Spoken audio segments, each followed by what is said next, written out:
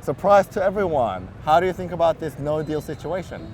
Yeah, well, I think the outcome today, which was no formal agreement, really took everyone by surprise. Few, if anyone, predicted this result.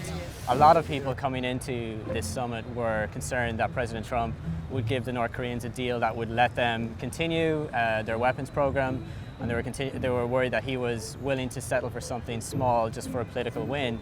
In fact, President Trump today took everyone by surprise, really, I think, and said that he walked away because he felt the North Koreans weren't coming far enough towards denuclearization and that they wanted more.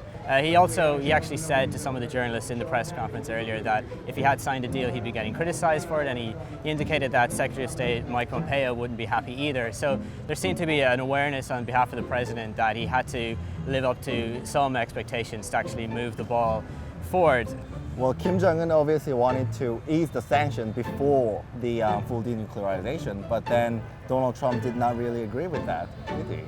Yeah, well, as far as we can tell, according to the president, the sticking point really was that the North Koreans wanted much more sweeping sanctions relief than the administration was willing to provide. He actually said that they wanted loosened in their entirety. We don't know if that was sort of loose language or if that was actually an exact sort of characterization of the situation. But basically, the North Koreans wanted a lot more than they were willing to give. The president also indicated that the North Koreans were seemingly willing to move quite far on the Yongbyon facility, which is the only known production facility for nuclear material. But very interestingly, President Trump hinted at the fact that they suspect there are other nuclear sites.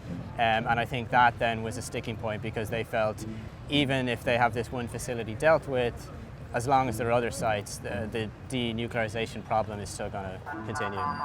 Well, it's a big disappointment for South Korea because South Korea always wanted to re-engage with North Korea and restart their economic projects with North Korea. But because of the failure, they couldn't do that.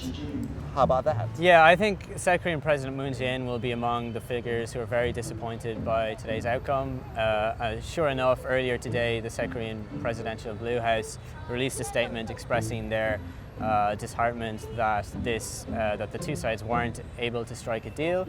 The South Korean government, as you've said, have been very much pushing for greater engagement with North Korea and have very much been a voice calling on President Trump to come to the table with Kim Jong-un.